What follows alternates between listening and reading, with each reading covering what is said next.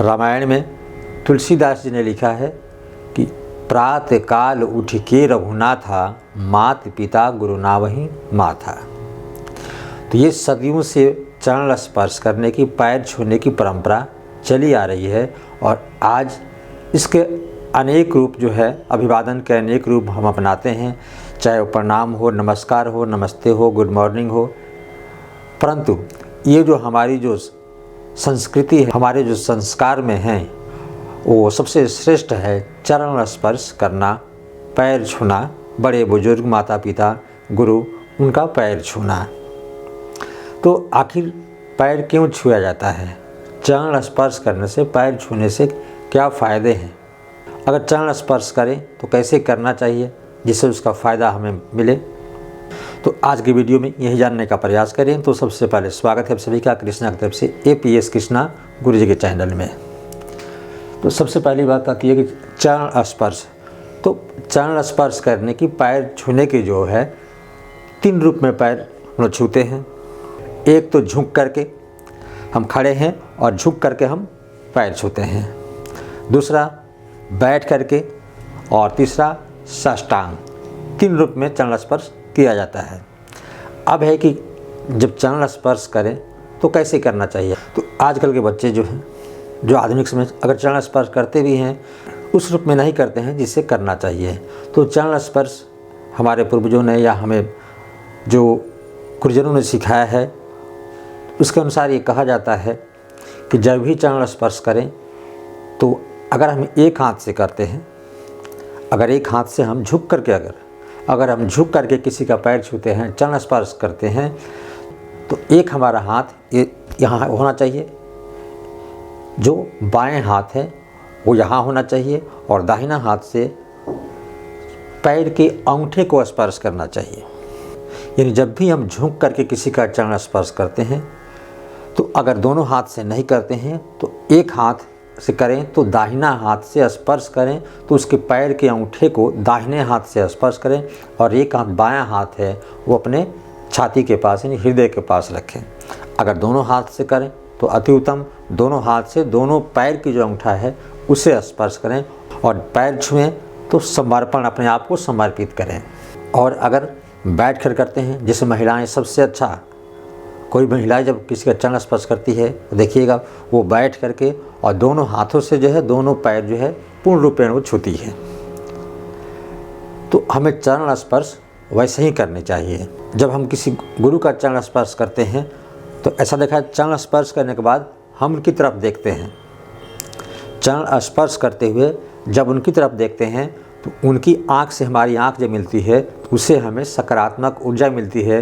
गुरु की जो ताकत है, गुरु की जो एनर्जी है, ऊर्जा है, वो हमें प्राप्त होता है। दूसरी बात आती है कि अगर हम चरण स्पर्श करते हैं तो क्यों करते हैं, इससे क्या फ़ायदे हैं? क्यों हम प्रणाम कर लें, गुड मॉर्निंग बोल लें, आसानी से हो जाता है।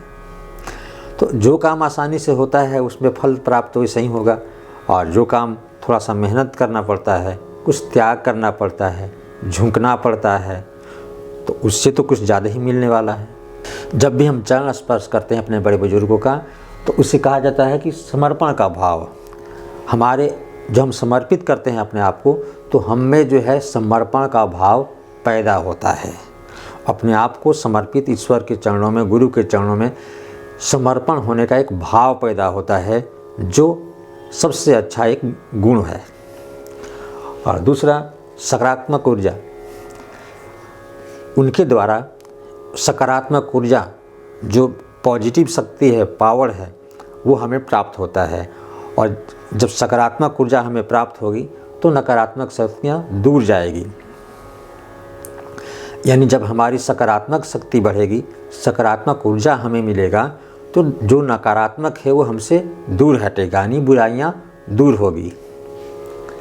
और सफलता, चरण स्पर्श करने से हमें अपने जीवन के अनेक कार्यों में सफलता मिलती है। जैसे हम कर्म करते हैं, बहुत ज़्यादा मेहनत करते हैं, उसके बाद भी अगर उसका फल नहीं मिलता है, बहुत मेहनत करके पढ़ाई पढ़ते हैं और फल नहीं मिलता है, इसका मतलब उसमें कुछ आशीर्वाद की कमी रह जाती है। इसलिए बड़े बुजुर्गों का, गुरुजनों का, माता पिता का जब चरण स्पर्श करते हैं तो उससे जो आशीर्वाद मिलता है तो हमारा कर्म जो है, जो किया हुआ कर्म है, अच्छा कर्म है, वो फलदायी और हो जाता है और हमें सफलता मिलती है और अहंकार मिटता है।